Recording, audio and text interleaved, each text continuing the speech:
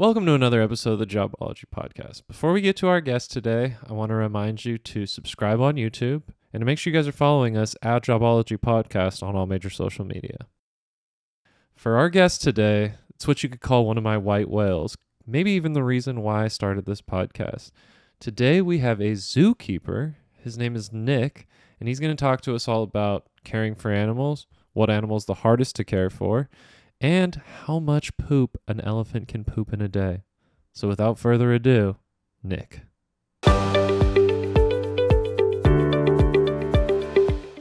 First, I would just like to say thank you for being with me today, Nick. Sure, thanks for having me. Awesome. And first question we always like to start with is, if I were to see you out and about and we were catching up and I was like, hey, Nick, what are you doing nowadays? How would you answer that versus like what your official job title is? Um, I get. I mean, I guess saying zookeeper, in my mind is self-explanatory for most people. But people say like, "Oh, I'm in finance," or "I'm an accountant." That's like that could mean a lot of things. Or I'm in tech. Who knows what that means? Um, I mean, I am a zookeeper, so my day to day is taking care of animals. More specifically, I take care of African elephants. Oh, wow. Okay. That's awesome. That seems like that could be pretty fun. How do you get into being a zookeeper? Why do you get into being a zookeeper? I mean, I guess we can start with the why. Like, was it always a passion of yours, animals and caring for them, or is this something that you found, later in life? Yeah, no. So, um, ever since I was a little kid, you and I went to school together. I Yes. always loved elephants. Every project, every art piece of art that we ever did, everything was always elephant related. And people from my childhood, from back when you and I went to school together, still know me as the elephant guy. Yeah. I don't know why. I couldn't really tell you where that comes from. I was I was raised by my grandma a lot as a kid, and she was a big animal lover, specifically elephants.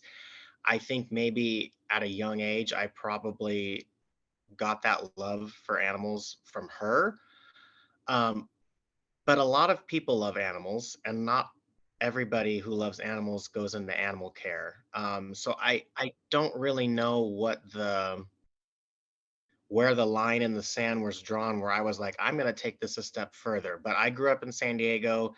We were, San Diego Zoo members my whole life. Going to the zoo once a week was just a regular thing. And that's where I was most happy, where I always wanted to be. I watched every documentary I could, all the books, anything that a kid could have was always elephant related.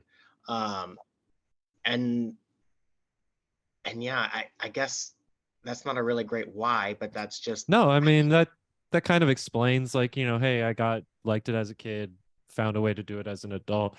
Something I always find fascinating with talking to other different people is like, how do you actually become a zookeeper or work for the zoo? Like, is it something where you just submit your resume and you go, hey, I really like elephants? Do you have to go to school for it? Like what's kind of the path?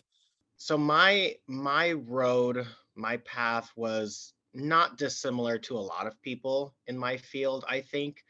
Um, Nowadays, you basically have to have a degree for anything that you do. Depending on what you do, sometimes I feel like the type of degree is not always as important as the fact that you have one. Mhm. So I always knew that I was going to have to go to school, and ideally I wanted to get a degree in zoology or biology, some sort of animal science or animal behavior, which is becoming more popular now. It's animal behavior is usually a subset of psychology programs, because animal psychology has become a really big thing. Um, my degree is actually in anthropology, which was not the plan, but that's what it's in. The physical or biological side of anthropology, not the cultural side. And that's because for the physical or biological part of it, you can take a lot of primate courses. You can do a lot of human evolution. There's a lot of animal behavior that comes with that. So that's that program was the closest thing I could find for animals. Okay. But I actually got my first job at the San Diego Zoo when I was 16. I was a Oh wow. sophomore in high school, and I saw a position for an intern in the education department, which later on in my career I found out was a great place to start. And Yeah. at that point, I had worked at a snack bar. I worked at a pumpkin patch in a mall. Like I was 16. My jobs were Yeah. very limited at that point. Taking what you can get. Yeah, and so my Yeah. my resume wasn't super big. For me, it was just more of the passion, my past of being a native San Diegan, loving the zoo, wanting to do that, and I guess they hired me. I was just a high schooler. They just needed me to help with Sure. programs that the education department holds, and that I actually ended up working for the education department at the zoo for almost 12 years. Not consecutively, but was just about 12 years. Wow. And that was a great place for me to start because the education department at the zoo does all of the tours, all of the educational programs, stuff for kids in the vacation off season. So whether it's tours behind the scenes or meeting different zookeepers around the park, it was a great way for me to network and get to know different keepers in different parts of the zoo. And like learn about the zoo too, learn all the Yeah, insides and outside. Yeah. yeah. Okay. You learn the stories about the specific animals, you learn the history, you learn about how things used to be done versus how we do things now. And so I loved it. And I actually didn't realize it, but I learned from that job in education that I actually loved being an educator. I don't know that I could necessarily ever be a teacher, but I love sharing knowledge and information about animals. And I Yeah. had many different jobs while in the education department. I started as a zoo intern, which the interns were paid.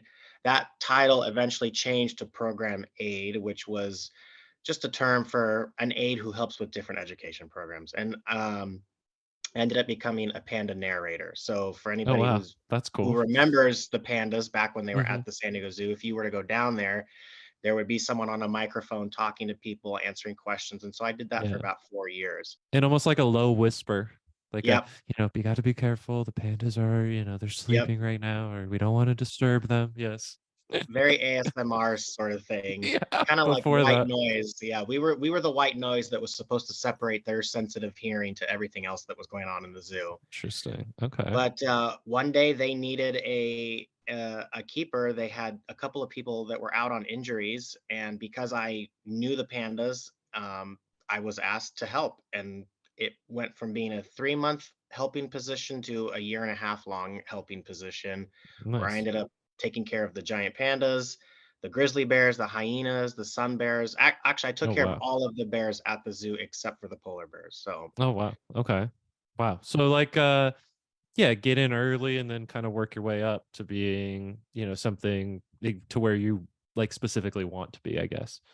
yeah, a lot of people at the zoo who want to go into animal care, it it's at least when I started, it was rare to just get a job with animals right away. Gotcha. Unless you had every credential and you were a zoology major, it was Hmm. pretty rare. A lot of people who make their way to animal care really work their way up the ladder. Gotcha. Getting entry level positions, whether it's education like me, food service, Hmm. customer service, any like front facing, so like, greeting people or Yeah. people in gift shops, a lot of people start that way.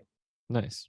If you were to like, I don't know, move to a new city or something like that, do you think you would be able to just kind of like take a new position at their zoo if it was open? Like, would you be like the number one candidate?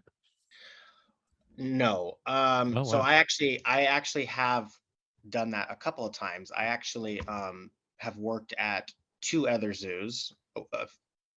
So currently I work at the safari park, which Hmm. used to be known as the Wild Animal Park. So that's the San Diego Zoo's sister facility. So I've worked for both those facilities. I'm at the park now. And I worked for two other zoos, one in Oregon and then one in Northern California, which is actually a Six Flags, but way back in the day, before it was a Six Flags, it was kind of like a cross between a SeaWorld and a zoo. They had Okay. marine animals and they had land animals. Nice. And I went and worked up there with elephants at both facilities. So Nowadays, if you change zoos, you mean like anything else, you have to apply, you have to Hmm. interview, you have to have a great resume. It's a small field. There's not a lot of us. Gotcha. Zoos, not every city has a zoo. Right. Everybody wants to work for a big popular zoo. So it is a competitive field.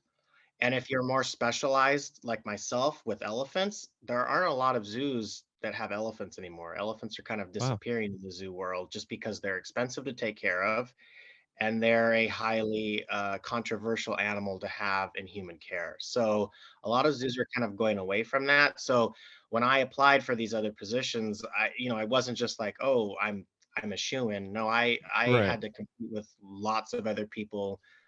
I don't know what their skill level was or what their experience was, but in this field, a lot of times it is who you know because it's a small world and a lot of people know a lot of people in different zoos. So Yeah. That seems to be kind of the case across a lot of fields that I talk to of like, hey, it really helps if you have that kind of entry person to, recommend you or push your application to the top or, push your resume to somebody that makes that decision. So that makes sense that, hey, in a smaller community, that would be something that, you would kind of need to get that foot in the door. Um, my next bit that I'm kind of curious about is I've always wondered, like, what does an average day look like for a zookeeper? So, like, I would assume, hey, I walk into the zoo, I put my bags down, and I get to go run and play with the animals and hang out with them. And, I probably got to clean up the zoo a bit, but like, I'm sure there's more to it. Like, do you have like paperwork you have to do? Do you have emails you have to respond to? Like, do you have like computer work or is it pretty much, open fun time with the animals? So have you ever seen those things on Instagram or Facebook where it's like my actual job versus what I think I do versus what my friends think I do versus what my family thinks I do, and each Yeah. picture is different. Yes. It's very much like that. So Okay. for me, typical zookeepers start at either 6 or 7 a.m. Oh And the wow. reason Okay. for that is because you have to get the majority of your cleaning done before the zoo opens. You Right. also want to try to get the majority of your hard, heavy labor done before it gets really hot. Oh, okay. Interesting point. I never thought of that. Yeah, I mean, and we're in San Diego, which, beautiful sunny San Diego. We don't have rain that often, which we have rain right now, Right. but Yeah.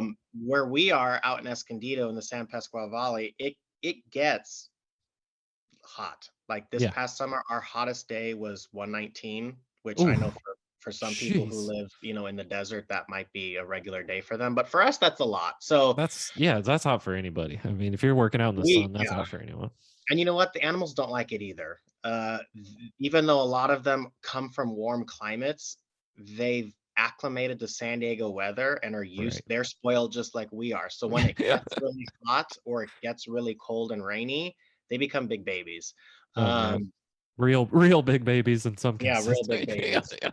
So this past summer, like when we knew it was going to be really hot, we actually would start our days a half hour or an hour early just so that we Mm, knew, okay, let's get out of here before it gets too hot. Because once they get hot and once we get hot, productivity goes down, yeah. animal engagement goes down. So yeah, so typically we start 7 a.m.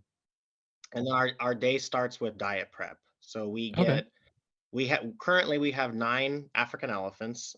7 of those 9 are adults or teenagers on their way to becoming adults, and then we have 2 4-year-olds. So we do a lot of Oh. diet prep. We do a lot of chopping of yams, carrots, cucumber, celery.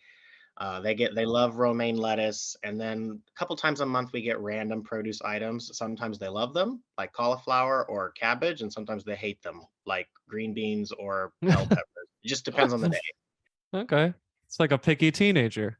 Yeah, they like the sweeter things, and then the not so sweet things they could give or take. But the majority of their diet is hay. So we feed about 7 bales of hay a day. Oh, One bale is close to 100 pounds jeez. once it's all densed up and packed up. So yeah, one adult Mm. elephant eats about 150 pounds to 200 pounds a day. So we Oh, get all wow. that stuff prepped. And then every day is a little bit different. It depends on how we separate them at night. A lot of the times we keep the herd together as one family unit. Not all facilities do that, but Sometimes we like to change it up a little bit. We like to split the family groups apart so they can get more rest. Elephants are a very social but hierarchical society, if you will. So they like to let each other know who's in charge. And sometimes that can be, a look, it can be a stare, it can be a verbalization or a vocalization that we can hear or that we can't hear. And sometimes it's a little bit more physical. I was And gonna it ask about that. Like, do they fight? Like, do they they fight? yeah, And yeah. So they fight maybe is too strong of a word. okay, they tussle. They challenge each other. All right, And sometimes it looks and sounds worse than it is, but it's just because they're so massive and they're just so sure, strong. yeah, And, something, like us just like shoving a shoulder into somebody, which hmm we might, be passive aggressive and do that. And for an elephant, that might look a lot bigger and a yeah, lot heavier, but it means the same thing. It's like, "Hey, get gotcha. out of the way. I get to eat first." So depending on Okay, how we separated them the night before, it's gonna kinda dictate how we shift them around, and once we have them all where we need them to be, because we have 2 main habitats, and we stick them all in one area while we clean the other habitat, and then we flip-flop them. okay, So once they're all situated and they've got their morning breakfast, we'll give them hay, we'll give them produce. Sometimes they get pellet, which is kind of like dog kibble, but made specifically for elephants. Then our day really starts. It's cleaning. so cleaning a habitat seems like that could be a pretty task. How much can an animal poop a day? One adult elephant defecates about 200 pounds a day. Oh So my! they actually get rid of more than what they take in, and that's because the rest of it is water weight. Oh wow! So currently we have 9 elephants, 7 of which are adults. When I started, we had 14. So if you do the math, 14, Oh wow! 14, 14 elephants times 200 pounds of poop a day. It's about, just under 3,000 pounds. And that's just feces. That doesn't even include all the soiled hay and old hay that they don't end up eating. So we have a big dump truck. Literally and figuratively. Yeah. It all gets turned Oh, into fertilizer. It doesn't go to waste, but it's a well, it's a that's lot good. of heavy lifting. Yeah. And it takes Jeez. us it takes us probably an hour to an hour and a half to clean one habitat, and then we have another habitat we have to clean. And then we have a couple of holding spaces. So we have holding yards, which are off habitat where guests can't see. That's just like extra space if we want to separate elephants out for training sessions, for blood draws, for vet visits. So then we might have to clean all those areas too. So most of our cleaning is done before our lunch, which is noon. Okay. And then in the second half of the day, when it's usually hotter or warmer, that's when we get to do the fun stuff. That's when we get to Okay. train, or we get to do a lot of our FaceTime with the elephants. It's when we might have vet visits, when we might have tours that come behind the scenes to meet the elephants. And you know, every day is a little bit different in terms of the order in which things happen, but that's kind of a typical day. Sure. And then you Okay. were talking earlier about paperwork. We fill out daily records. Everything that we do has to be recorded. Okay. So Wow. if we do a training session with an elephant, we record it. If we have to administer medication, we record all of that. And that's a lot of that is USDA required. A lot of that is required by the zoo and the facility. And it's just a way of checks and balances of making sure that everything you're doing is correct, Yeah. on the, what's Up the and word? up. Yeah, there you go. And then also like, because not everyone works every day. The next people Sure. that maybe come in on their weekend, they got to go back, look at our daily record and be like, okay, this happened. This elephant received this elephant received that. Yeah. If we already And that, medicated, we don't need to yeah, remedicate. Okay. and that's Gotcha. standard for not elephant, any animal. Yeah. All zoo animals, have some form of daily keeper records where all of that Gotcha. stuff can be monitored and recorded so that the next people that come the next day know what to expect.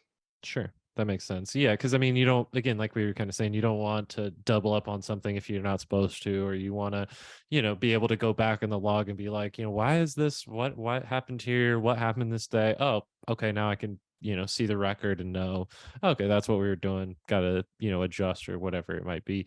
Do you feel like the elephants, I'll speak specifically on elephants because, that's what we're doing right now. Yeah, do they recognize you? Oh, 1,000%. Oh, wow, They okay. they they're so smart, and I feel like most people in their life have probably watched some sort of documentary about Yeah, animals.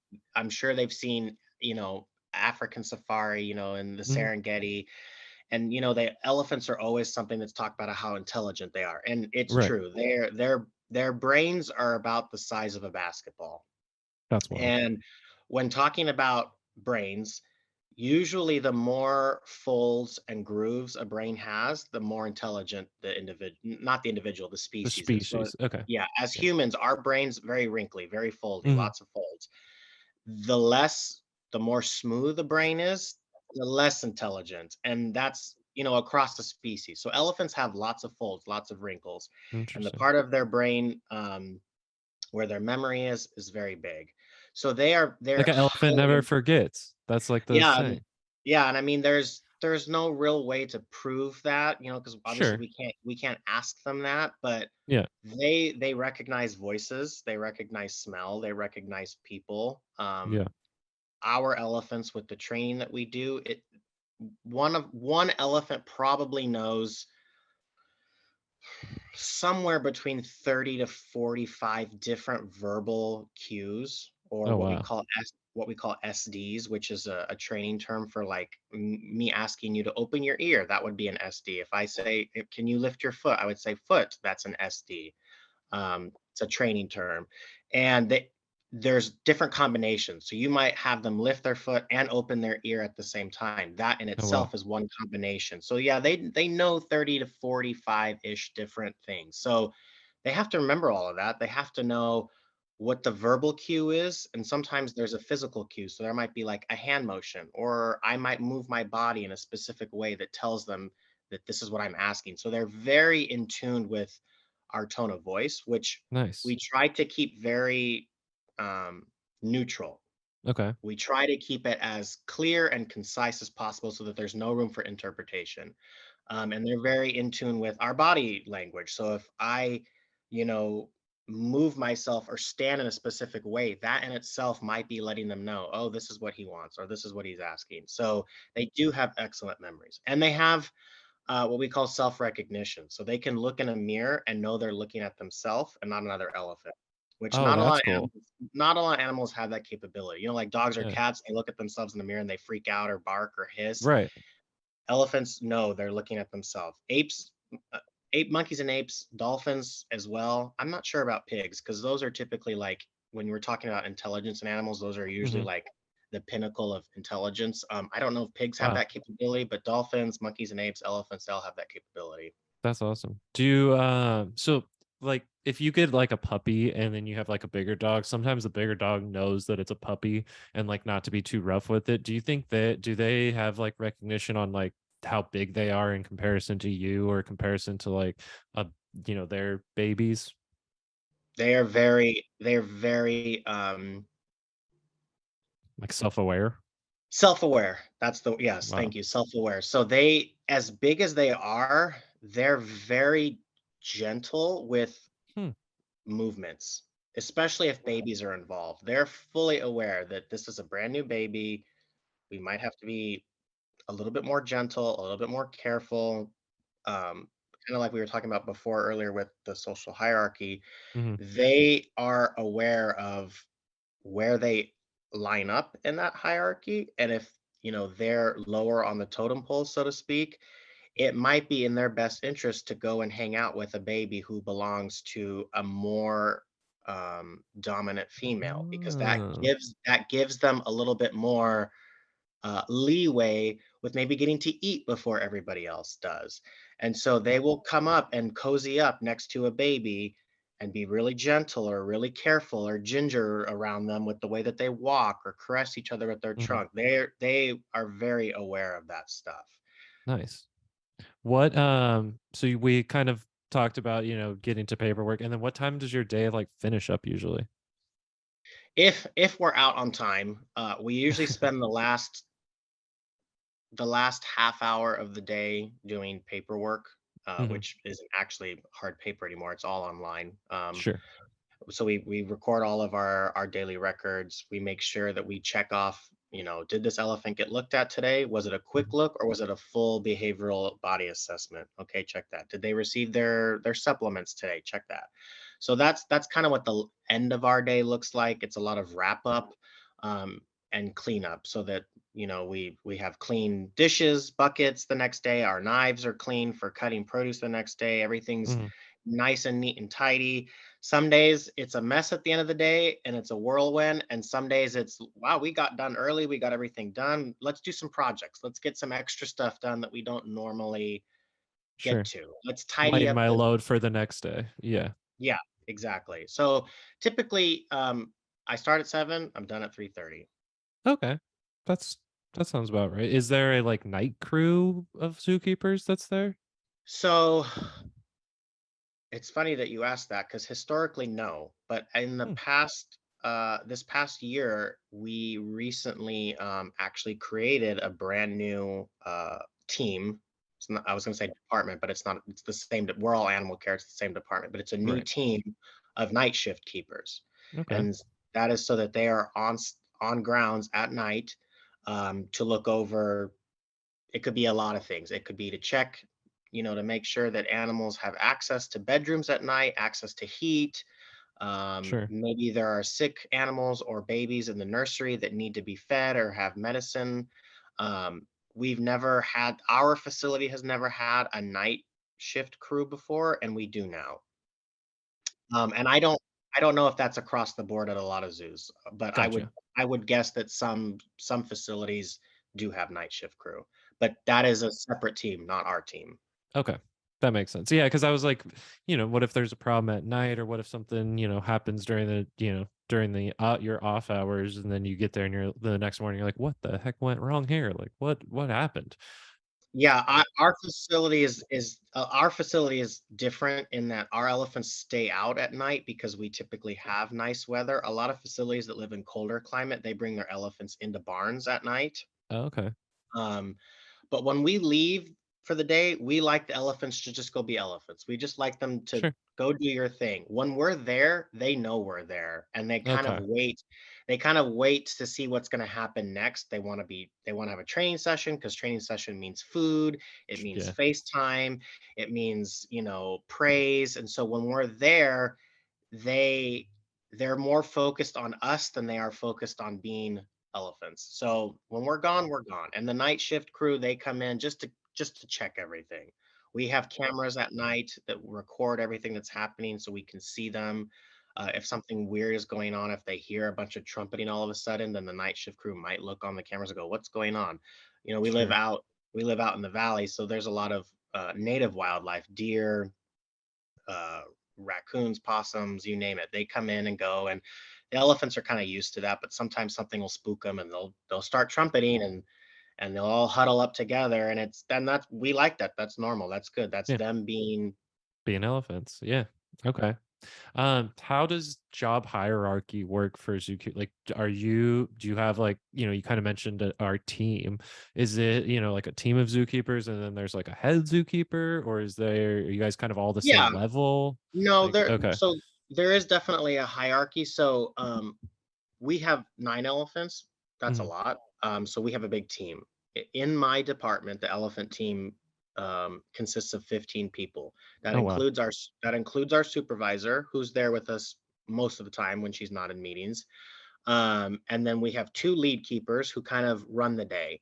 Everything kind of goes through them. They'll have the plan of what we're going to do, how we're going to do it, when we're going to do it, who's going to do what with which elephant.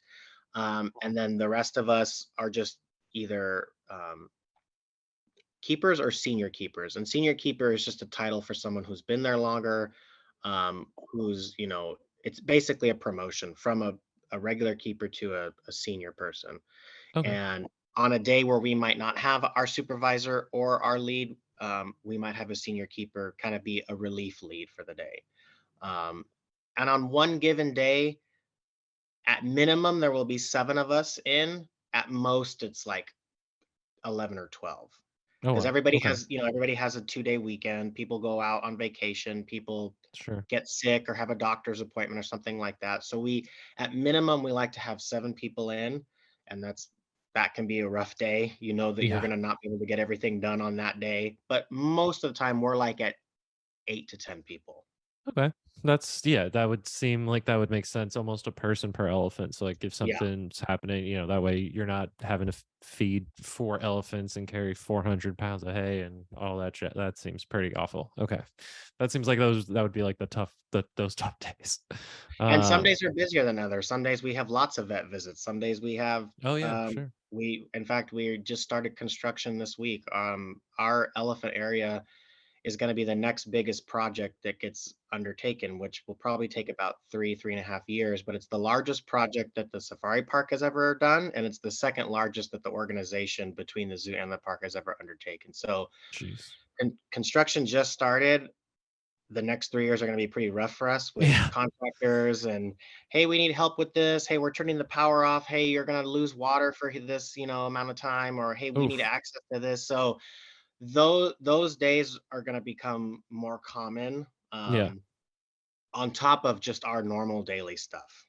Gotcha. Yeah, that seems like that could make like throw a monkey wrench into things almost. Like, man, you don't think I have Yeah. enough to deal with elephants already? Like now you have to throw construction in on me too. But I guess in the long term, it will be more beneficial. Like better for the animals, better for you guys, better for everything. Hopefully. Yeah, it's a elephant-sized wrench. Not a Yeah, monkey that's wrench. true. That's true. Yeah. And It's a huge actually, one. we are going to be, which is really interesting, is that we're going to be measuring, or we're going to be trying to measure, what this construction is going to do to the elephants while it's happening, stress wise. Oh, that's Um, interesting. s- Stress is normal for anything that breathes and, Sure. lives. And not all stress is bad. Stress comes and goes, but we're going to try to monitor that as closely as we can. And it's going to be tough at first, but like you said, in the long run, in 3 years, they're going to Hopefully. have a brand new, beautiful, brand new habitat. In some ways, it will be, bigger. In some spots, it's going to be more, interactive for them, more natural for them. So yeah, the next 3 years are going to be rough, but in the end, it'll be, the payout will be worth it in Sure. the end. Nice. Um, Something I, like to also talk about, and if you don't want to discuss it, you can say, hey, I can't talk about that, or I don't want to, or whatever. But is there like a pay range for zookeepers, like that you could give us to have an idea of like what you would make doing that job? Yeah. So we at San Diego Zoo Wildlife Alliance, which is the I guess it's not really a parent company, but that's what oversees the zoo, the It's like the park. umbrella company, That's kind the of. umbrella. Yeah. So Okay. everyone who's in animal care, is part of a union. Oh, okay. Which, unions have their pros and their cons. So our pay is based off of what is agreed upon in our union contract. Not Gotcha. all facilities are like that. My first, full-time zookeeper job, was at a facility up in Oregon. They were a smaller zoo, kind of in the middle of nowhere, Oregon, didn't have a lot of resources, and so they only paid minimum wage at the time. Oh, But wow. this was back, in 2014, so Okay. I don't know what they do now, and Sure. I'm not trying to disparage them at all in any way. They are a No. great facility, but they just don't have the resources that San Diego does. Sure. Um, so back then when I was working there, I think minimum wage for us was under $10, Oh, wow. which cost of living there is significantly lower, which is Yeah. true. But it's pretty proportionate to where you are. So Okay. even though I get paid a lot more in San Diego, my cost of living is a lot more here. True. I also drive 30 miles one way to get to work because I live down in Hillcrest, which is Hmm. downtown San Diego, and then Safari Park's up in Escondido. So I'm driving 60, 62 miles a day. So, Wow. gas right now is crazy. So, Yeah. um, for us, there is a pay range. I don't know what that minimum is because every year it goes up a little bit based Gotcha. on Well, that's the good at union, least. based on the cost of living. I do know that San Diego and, I believe I believe it's Animal Kingdom in Florida, Disney. I Hmm. think we are like probably in the top 5 highest paying zoos for their zookeepers. Um, but again, cost of living. So Yeah, exactly. Okay. it That does vary. Some places are minimum wage, and then some places are a lot better. So Gotcha. it just Yeah, I it mean, it just would depend on funding too, I'm sure, and all that, everything else that goes into it. So that makes sense. Now we're into like the part of this interview that I am the most excited about. So I came up with a few questions that are like, job specific that I'm like really curious to know. Um, can I ride a giraffe? Like that's I have like this vision in my head of me riding a giraffe.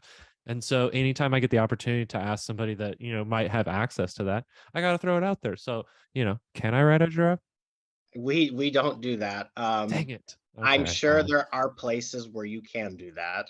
All We right. do not offer that. I know way back, we're talking like when kings and queens ruled and Yeah. when they had private menageries in the Hmm. palace with, with their own animals. Yeah, people did ride giraffes, people rode Okay. ostriches, they rode hippos and rhinos and elephants, and there are still some facilities where you can ride an elephant. Giraffes, they're you would need a really special saddle for that Yeah. animal, and Okay. they probably wouldn't appreciate it very much, All right. Fine. but Fair yeah, enough. probably not a giraffe. I can tell you where you Okay. can ride an elephant if you want, but not not a giraffe. Okay. Okay. Giraffes I don't know. giraffe giraffes are not, they're not dumb animals, but they certainly are not, on the higher end of the Oh, intelligence man. scale.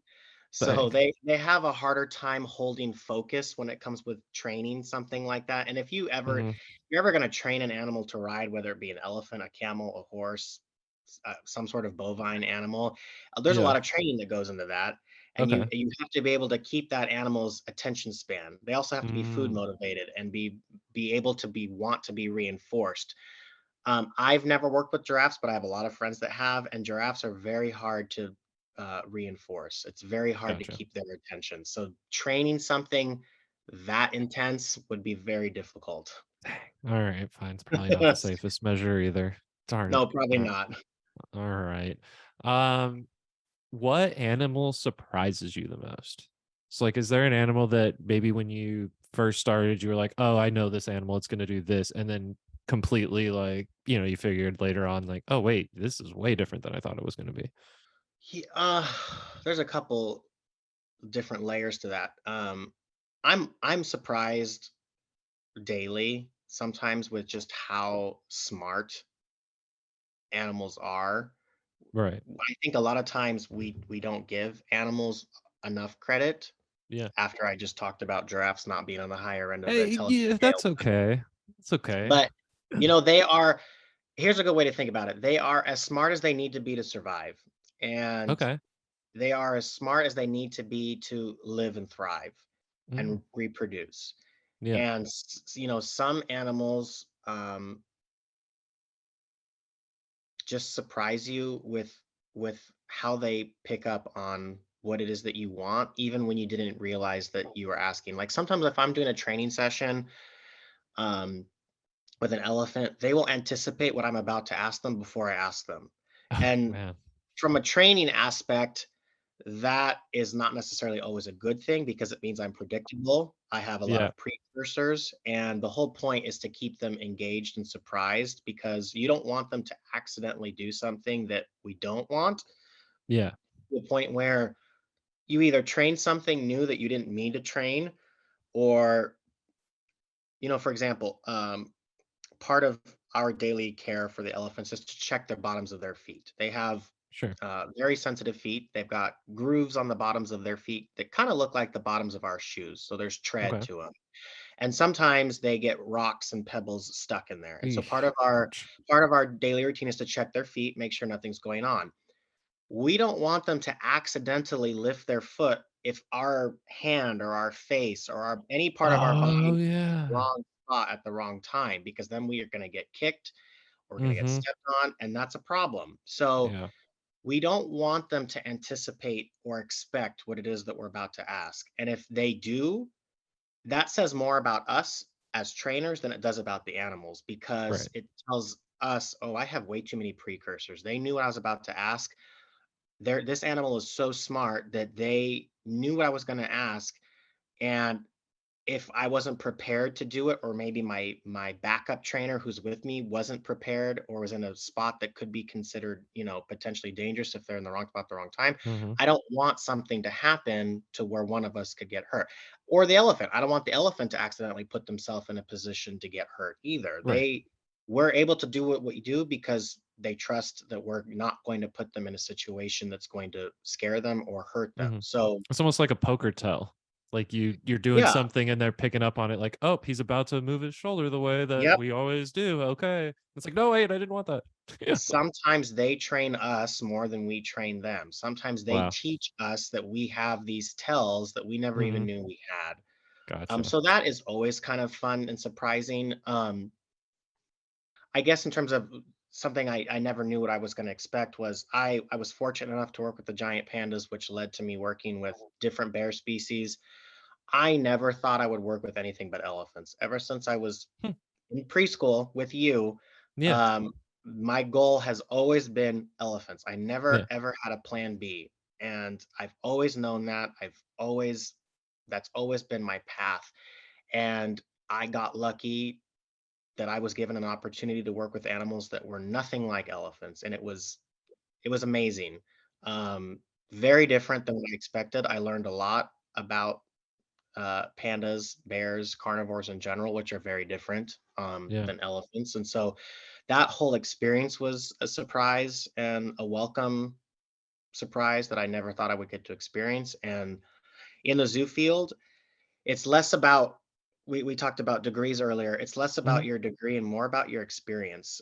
Nowadays, because this is such a competitive field and it's such a small field, and it's who like we talked about, it's also what you know and what you've worked Yeah. with. What experience have you had? Where have you worked? What kind of exotic animals have you worked with? Have you worked on a farm? Have you worked on in a barn with hoof stock? Have you volunteered at sanctuaries or facilities or humane societies? It's what kind of experience do you have? What basically, I call it my life list. Mhm. What list of animals have I worked with? And that sometimes is more impressive than what degree you have. Because, like I said, my degree is in anthropology, and it's not even a BS; it's a BA. Yeah. So, you know, it Sure. it's more so that they want someone who's well-rounded and educated, who understands basic fundamentals, but after that, it's, "Okay, what kind of training experience do you have? What kind of animal handling experience do you have?" Yeah. Do you have a number off the top of your head, a number of how many animals you've worked with? Different ones? Individual animals, I do have that list somewhere, and I call it my life list. I actually got that term from, someone I worked with at the zoo years ago, who was my lead at the zoo years ago, and he's now my manager at the park. Nice. So I do have that list somewhere. I If you had to estimate. If I had to estimate individual animals that I was responsible for taking care of, I would probably say 35 individual animals. Wow. If we're talking about different species, that would probably be like 12 different Wow. species of Jeez. animals. That's a lot of knowledge you gotta have. But Yeah. yeah, okay, wow.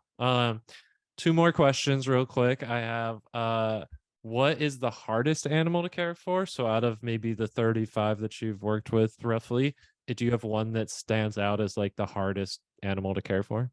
Probably, um, and this would probably be a similar answer for any zookeeper you talk to, but probably an older animal.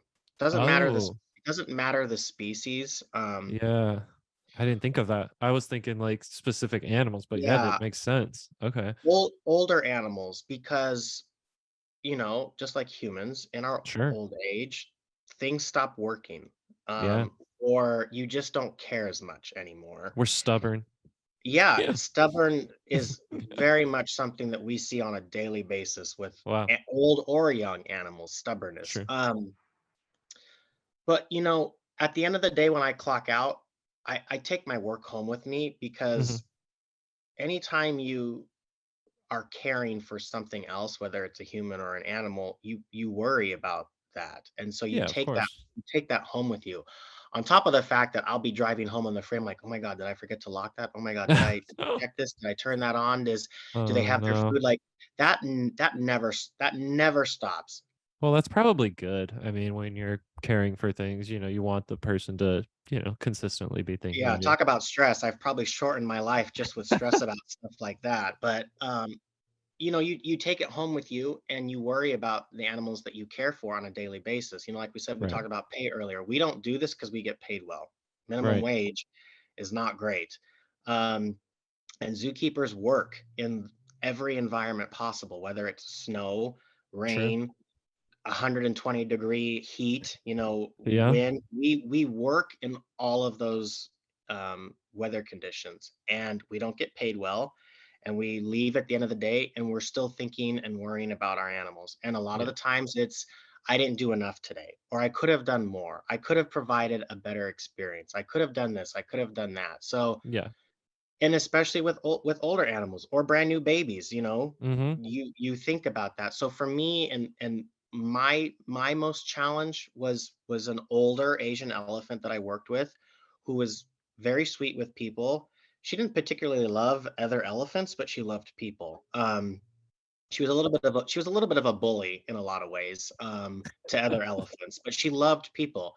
But she was I want to say she was 53 when she passed away, but when I was with Oh, her, she was 51.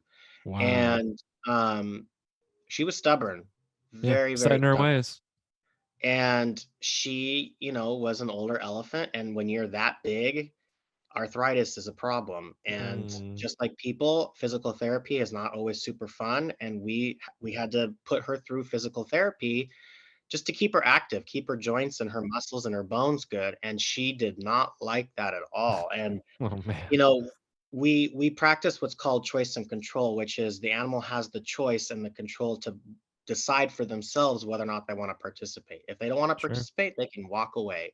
Yeah. And there's not much you're gonna be able to do. Like, you can't, like if you're doing with a dog, you could be like, "Okay, come back, we're gonna do the" if an elephant decides, "I don't wanna do this anymore," there's not much you're gonna be able to do, I would No, assume. Yeah. Oh, no, there's not a lot you can do, and that's a double-edged sword. We love that we give them the option to walk away, but then we're like, well, crap. This is for her health. This is for her yeah. life. This is how we're keeping her as healthy as we can. And so she was probably the biggest challenge, and she had some issues with her feet and her nails, which is pretty common in older elephants because as they get older, they move less, they walk less, and so they end up getting overgrown toenails, which can become a real big problem for them. They'll get stuff stuck in their feet. Eef. They become sedentary, which is bad for their bodies. So she was a great elephant. And real quick side story, Yeah, I know love we it. don't have too No, much you're time, good. but Yeah, I don't care. I'm she good. uh she was an elephant at the San Diego Zoo. And when my mom moved out of our childhood home, she was going through boxes and whatnot, and she found a box of things that my brothers and I did as kids, art projects, this and that. And she found my fifth birthday invitation that she had extras of that she had sent to everybody. Come to Nick's fifth birthday. And they were postcards from the zoo. And the postcard was this Asian elephant that I ended up working with as an Oh, adult jeez. That's 20 awesome. 20 years later at a zoo in Oregon. Even though she was an Wow. elephant I grew up looking at as a kid at San Mhm. Diego, my mom handed me this postcard that was Nick's fifth birthday, and I recognized her immediately. I Wow. knew that was Liz. That was the name of the elephant, Liz. Yeah. And she was a behemoth of an elephant with a massive head. And what's crazy is I have this postcard that of this elephant from my childhood that I ended up taking care of later That's on in my wild. career as an adult. And I love it. I have that postcard framed next to a picture of me with Liz, and Oh, it that's has a awesome. it has a tail hair from her in it as well. So Oh, that's awesome. so yeah, That's it's cool. kind of a crazy little Like, story that I yeah, like full telling circle. people. Very, Yeah. very full circle moment. That's awesome. That's super awesome. My last question that I have that I kind of asked this to a lot of different fields potentially if it fits is if you owned the zoo, is there any changes you would make? Oh God, yeah. Uh, and I think the answer to that doesn't matter who you are or what field Mhm. you work for or what business you work in. I think Yep. the answer will always be yes. Yeah, somebody always wants something changed for sure. Yeah, the grass is not always greener, True. obviously, but there's you know there's a, everything can always be better. Everything Of can course. always improve. We are always improving, growing, changing, and that is no different for where we work, who we work with.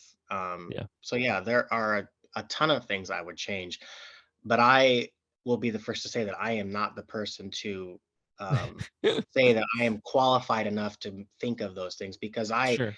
the people who are in management, I would say 60 to 75% of the time, people who are in management, at least in my field, are in management because they know their stuff and they've Mhm. been in this field a long time. And they come from a perspective of asking the questions that we may not always think of.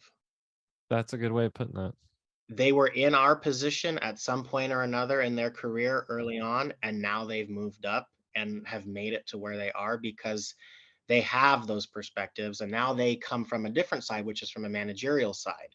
Um, so there's we have team meetings and we talk about what we want, how we want things to look differently or better, especially now that we're starting construction. There's so many things that we want to do and give to our elephants, and sometimes those things are just not realistic. They're just Yeah. not realistic from a financial standpoint. They're not realistic from a facility construction standpoint, and you want to do and give the best you can, but sometimes it's not feasible. And you need those people in management to basically play devil's advocate sometimes. Okay, well, this is what you want. Tell me how you're going to make it happen with what we have. And Right. we're fortunate enough to work for a facility that has finances and a Mhm. lot of support. Yeah. Not every zoo in every city in this country has the support of their city. San Diego Zoo, is world renowned, but we are also like beloved by everyone in San Diego. I don't know anyone who is in San Diego who doesn't love to support the zoo. We That's are an true. institution, and people in San Diego it's like, well, I guess not the Chargers anymore or the Mm-mm. Padres, but back in the day, they were San Diego institutions that you cared about, and we have a lot of support and we have a lot of people that help us financially. So we are fortunate that we can give more and do more for our animals. That's not always the case.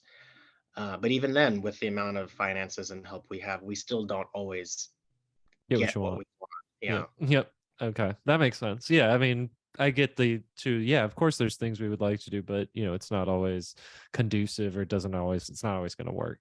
Um, that's basically all I have for you on my end. The last bit of the podcast I like to leave open to the guest. So if there's anything you want us to know, or a small business you want to promote, or the zoo, or anything that charity, cause, whatever it might be, here is your time. I guess I'll give more of a philosophical, not philosophical, but maybe a larger picture support of Yeah. zoos. Right now, zoos are I don't want to say under attack because I think that's a little bit too strong. But I think zoos get a bad rap a lot of times. People don't like the idea of captivity. They don't like the idea of beautiful wild animals being trapped or caged. Um, and I think with where we are right now with knowledge and science and technology and how we can make things better and more natural, I think for people who are on the fence, because obviously you're not going to change the minds of someone who is very anti-zoo. You might as well pound sand. You're just not going to Sure. change their mind. So really, this message is for people who are on the fence, because the people who love zoos are going to love zoos no matter what. And the people that hate zoos are going to hate zoos no matter what. So for people that are on the fence, try to go into visiting a zoo with an open mind. Not, as we've discussed a few times, not all zoos have the finances to give their animals the best life that you think they should have. However, the people that take care of those animals, trust me, they are doing the very best they can. They love those animals, and that love is not always reciprocated. Most of the time, it's not reciprocated. And you, like I said, you take that home with you and you worry about those animals, and you're doing it for basically no money. You don't get holidays off. You work in every kind of weather possible. It's a lot, and it's a lot physically, it's a lot emotionally and mentally. And I guess I just want people to not reconsider, but maybe just be more open-minded before going to a zoo. You know, do some research, do some reading. If you're not sure if this zoo is super reputable, do some research. Find out, how good is this zoo? What is this zoo doing for their animals? What is this zoo doing for projects for animals who still live out in the wild? Research projects. We work with a lot of different programs to help support countries that have these animals that are being, hunted and poached and habitat loss. And we're trying to go out there and work. We've recently partnered with an elephant orphanage in Africa to help provide funding and teaching and training for the people who live in Kenya who are taking care of these baby elephants. So we're trying to do our part, and I feel like a lot of zoos try to do that. You just have to go into it with an open mind. Yeah. I Keep it guess in perspective. Yeah. Yeah, because we do care. We do care. We just aren't always able to give what we wish we could.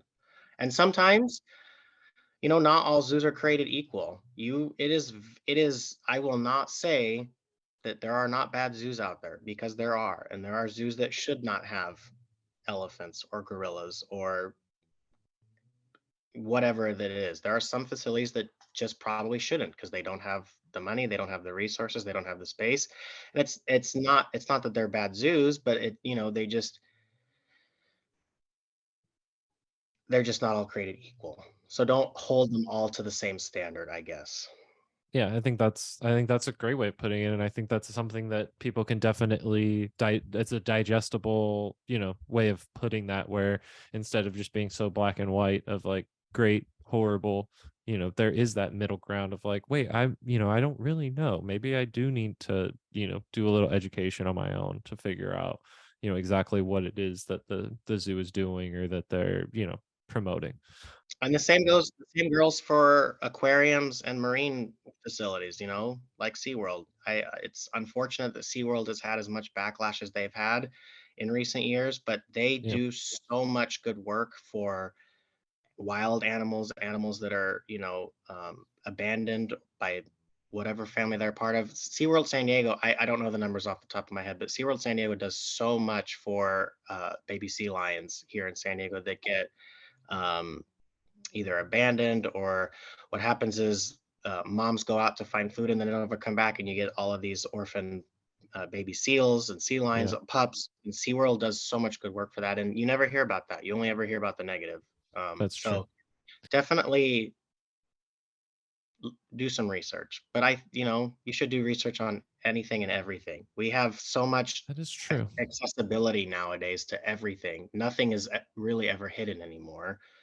That's a great way of putting it. And I mean, I have learned a lot today. I've learned I can't ride a giraffe. I've learned, about all different kinds of things. That was probably the most unfortunate thing I learned, is that, hey, you're gonna have to, amend your dreams a little bit there, bud. But hey, that's all right. That's what we're here A for. horse a horse is a giraffe with just a short neck. Never ridden a horse. That doesn't It's the excite me. same. Like, It's the okay, same. fine. All right. Well, then I'll Trust me, just have to and pretend. you know what? It's not very comfortable. I've never been on a giraffe, but I can tell you it's probably not very comfortable. That's probably true. I've been on an elephant, it's also not very comfortable. So, Okay. and at least an elephant's back is pretty flat. If you're on a giraffe, you're Yeah. gonna be like You're this. on a So, slant. Yeah. yeah, it's not very comfortable. All right. Well, then I guess I'll have to take your word for it, and I'll have to, try and find something else that, excites me as much as that. But thank you so much for being my guest. Thank you for providing us all with such great information. I really, really appreciated it. Sure, thank you so much. Well, that's it for another episode of the Jobology Podcast. And thank you, Nick, for all that useful information. Before I let you guys go, a couple quick reminders. please make sure you like, subscribe, and follow at Jobology Podcast on all major social media platforms. And make sure you're commenting what jobs you would like to see next. Like we say to end every episode, make good choices.